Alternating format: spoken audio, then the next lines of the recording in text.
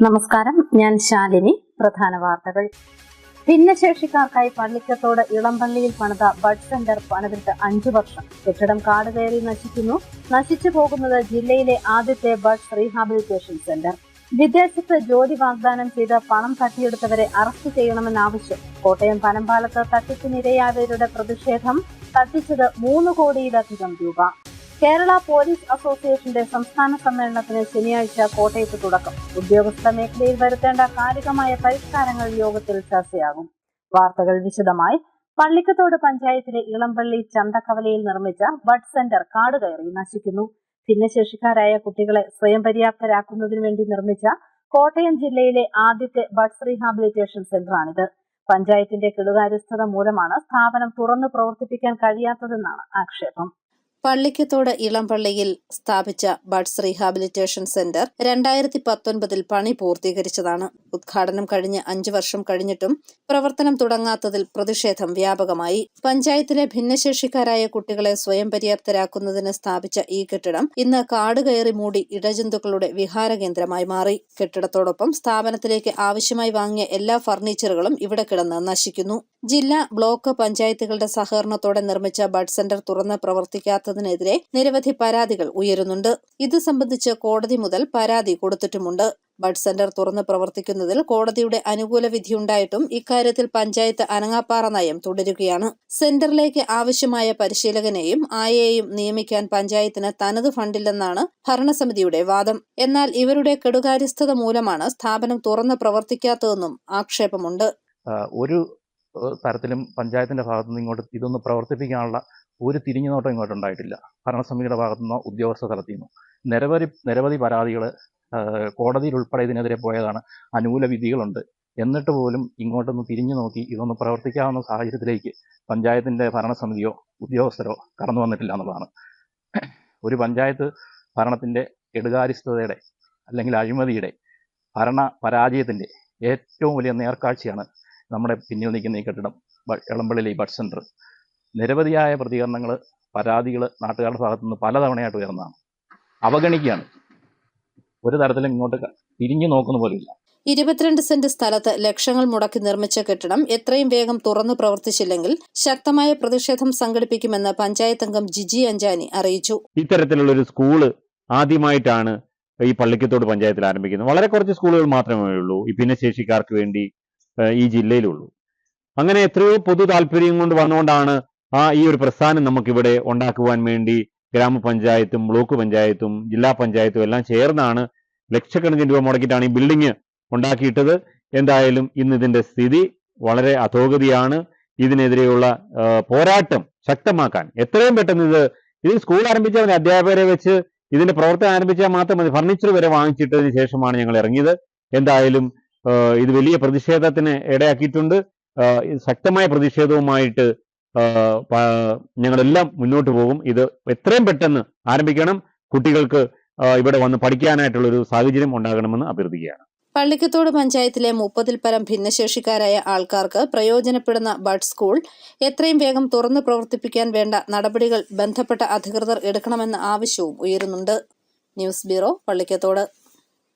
വിദേശത്ത് ജോലി വാഗ്ദാനം ചെയ്ത് പണം തട്ടിയെടുത്തവരെ അറസ്റ്റ് ചെയ്യണമെന്നാവശ്യപ്പെട്ട് കോട്ടയം പനമ്പാലത്ത് തട്ടിപ്പിനിരയായവരുടെ പ്രതിഷേധം. തൊടുപുഴ കരിങ്കുന്നം സ്വദേശി മനുമോൻ ജോസ്, പാലാ സ്വദേശി രാജേഷ് ഐവി എന്നിവരെ അറസ്റ്റ് ചെയ്യണമെന്നാവശ്യപ്പെട്ടാണ് ആക്ഷൻ കൌൺസിലിന്റെ നേതൃത്വത്തിൽ പ്രതിഷേധം സംഘടിപ്പിച്ചത്. വിവിധ ജില്ലകളിൽ നിന്നുള്ള തൊഴിൽ അന്വേഷകരിൽ നിന്നായി 3 കോടിയോളം രൂപ തട്ടിയെടുത്തതായാണ് ആരോപണം.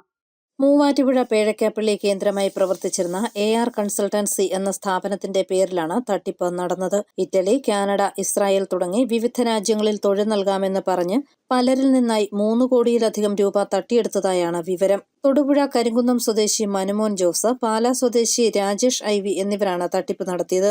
തിരുവനന്തപുരം മുതൽ കാസർഗോഡ് വരെയുള്ള ജില്ലകളിൽ നിന്നുള്ളവർ ഇവരുടെ തട്ടിപ്പിന് ഇരയായി. ഓരോരുത്തരിൽ നിന്നും 1 ലക്ഷം മുതൽ 5 ലക്ഷം രൂപ വരെയാണ് പ്രതികൾ വാങ്ങിയിട്ടുള്ളത്. കഴിഞ്ഞ 1 വർഷത്തിനിടെയാണ് തട്ടിപ്പ് നടന്നത്. പാലാ സ്വദേശിനിയുടെ പരാതിയിൽ രാജേഷിനെ പോലീസ് പിടികൂടിയപ്പോഴാണ് ഇയാൾ തട്ടിപ്പുകാരനാണെന്ന് പണം നൽകിയവർക്ക് മനസ്സിലായത്. ഇതേ തുടർന്ന് തട്ടിപ്പിന് ഇരയായ വിവിധ ജില്ലകളിൽ നിന്നുള്ളവർ ചേർന്ന് ആക്ഷൻ കൗൺസിൽ രൂപീകരിച്ചു. ഞങ്ങൾ കബളിപ്പിക്കപ്പെട്ടു എന്ന് മനസ്സിലായത് ഈ കഴിഞ്ഞ മെയ് 27 പാലാ പോലീസിൽ രാജേഷിനെതിരെ ഒരു കേസ്, കിടങ്ങൂരുള്ള ഒരു യുവതിയുടെ കേസ് വന്നു, സമാനമായ തട്ടിപ്പ് നടത്തിയെന്ന് പറഞ്ഞുകൊണ്ട്. അവരെ എവിടെയോ രാജ്യത്തേക്ക് വിടാമെന്ന് പറഞ്ഞ് 3.5 ലക്ഷം രൂപ വാങ്ങി അവിടേക്ക് പറഞ്ഞയക്കാൻ താമസിച്ചപ്പോൾ അവർ സംശയം തോന്നി പരാതി കൊടുത്തു. രാജേഷിനെ പിടിച്ചുകൊണ്ടുവന്ന് അറസ്റ്റ് ചെയ്ത് കൊണ്ടുവന്നു കോടതി ഹാജരാക്കാൻ ചെന്നപ്പോൾ ഇവർ 3.5 ലക്ഷം രൂപ സെറ്റിൽ ചെയ്ത് അവിടെ കൊടുത്ത് വക്കീലുമാർ അവിടെ ജാമ്യത്തിലെടുത്തു എന്നാണ് ഞങ്ങളുടെ അന്വേഷണത്തിൽ ബോധ്യപ്പെട്ടിട്ടുള്ളത്. അത് പത്രത്തിൽ വന്നപ്പോൾ പലരും ഇങ്ങനെ അത് വായിച്ചറിഞ്ഞ് അങ്ങോട്ടും ഇങ്ങോട്ടും കണക്ട് ചെയ്തിട്ടാണ് ഞങ്ങൾക്കൊരു ഇത് മനസ്സിലായത്. അവിടെ നിന്ന് മുതലാണ് ഞങ്ങളൊരു കോർഡിനേഷൻ ഉണ്ടാക്കുകയും പിന്നെ ഒരു ആക്ഷൻ കൗൺസിൽ സംസ്ഥാന വ്യാപകമായിട്ട് ആക്ഷൻ കൗൺസിൽ ഉണ്ടാക്കിയിട്ടുള്ളത്. മനുമോൻ ജോസിന്റെ ബന്ധു പങ്കാളിയായ സ്ഥാപനത്തിന്റെ കോട്ടയം പാനമ്പാലത്തുള്ള ശാഖയ്ക്ക് മുന്നിലായിരുന്നു ആക്ഷൻ കൗൺസിലിന്റെ നേതൃത്വത്തിൽ പ്രതിഷേധം സംഘടിപ്പിച്ച്. മനോജ് ജോസിന്റെ ഇടപാടുകളും തട്ടിപ്പുകളുമായി തങ്ങളുടെ സ്ഥാപനത്തിന് ബന്ധമില്ലെന്ന് സ്ഥാപന ഉടമകൾ നേരത്തെ വ്യക്തമാക്കിയിരുന്നു. എന്നാൽ തട്ടിപ്പ് സംബന്ധിച്ച് കൂടുതൽ ആളുകളിലേക്ക് ജാഗ്രത പകരുന്നതിനാണ് പ്രതിഷേധ പരിപാടി സംഘടിപ്പിച്ചതെന്ന് ആക്ഷൻ കൗൺസിൽ ഭാരവാഹികൾ വ്യക്തമാക്കി.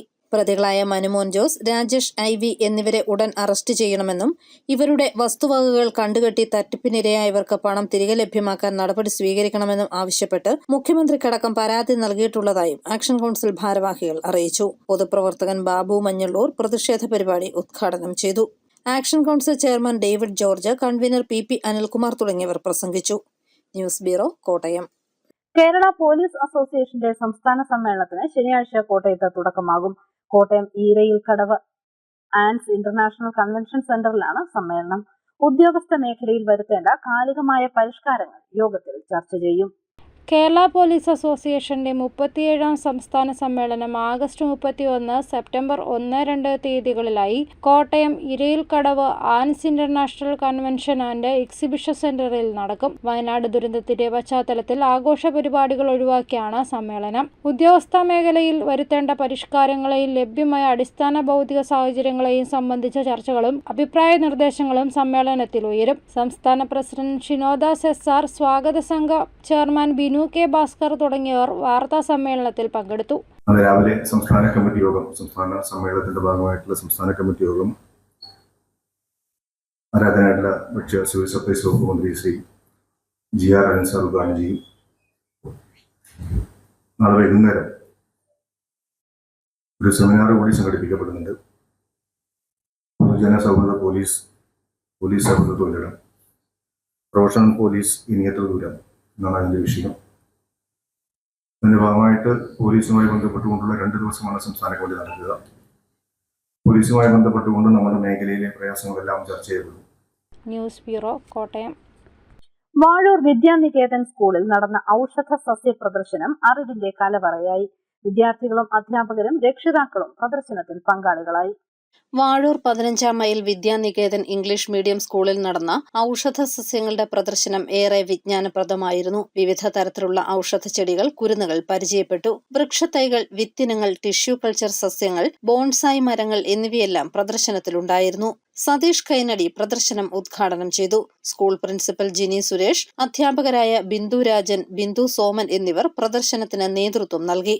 വിദ്യാർത്ഥികളും അധ്യാപകരും രക്ഷിതാക്കളും പ്രദർശനത്തിൽ പങ്കാളികളായി. News bureau, Ponkunnam. കോട്ടയം മൂലവട്ടം മുപ്പായിപ്പാടത്ത് അബദ്ധത്തിൽ അരളിയില ജ്യൂസ് കഴിച്ച ഗൃഹനാഥന് ദാരുണാന്ത്യം. മൂലവട്ടം കുറ്റിക്കാട്ട് മുപ്പായിപ്പാടം വീടുകയിൽ വിദ്യാധരനാണ് മരിച്ചത്. വ്യാഴാഴ്ച പകലായിരുന്നു സംഭവം. ഔഷധമെന്ന് കരുതി അബദ്ധത്തിൽ അരളിച്ചെടിയുടെ ഇല ജ്യൂസ് അടിച്ച് കുടിക്കുകയായിരുന്നുവെന്നാണ് സംശയിക്കുന്നത്. ജ്യൂസ് കുടിച്ചത് സംബന്ധിച്ച് ബന്ധുക്കളോട് പറഞ്ഞിരുന്നു. കോട്ടയം ജനറൽ ആശുപത്രിയിലും പിന്നീട് മെഡിക്കൽ കോളേജിലും എത്തിച്ചെങ്കിലും ജീവൻ രക്ഷിക്കാൻ കഴിഞ്ഞില്ല.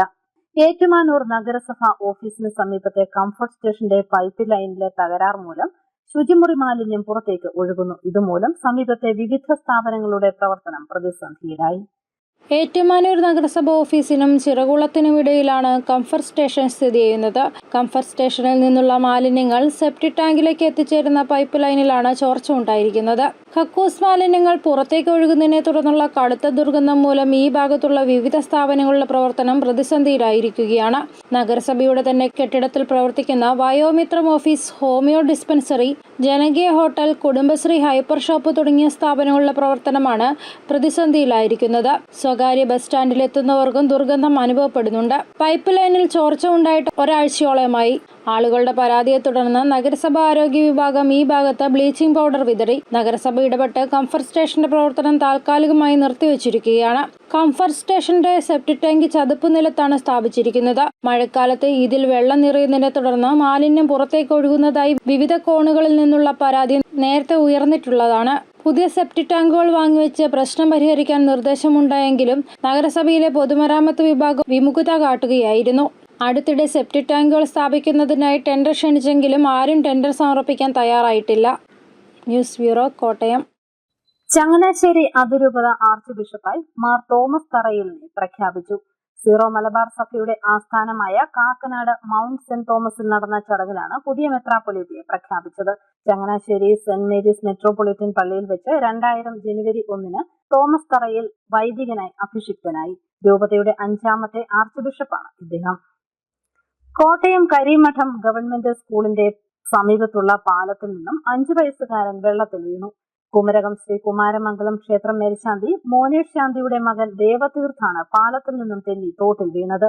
കൂടെയുണ്ടായിരുന്ന അമ്മ സെൽമ തോട്ടിൽ ചാടി കുട്ടിയെ രക്ഷപ്പെടുത്തുകയായിരുന്നു. സ്കൂളിൽ പോകുന്നതിനിടെയായിരുന്നു സംഭവം. ബഹളം കേട്ട് സമീപവാസിയായ KSRTC ഡ്രൈവർ ബിനു ഇരുവരെയും കരക്കെത്തിച്ചു.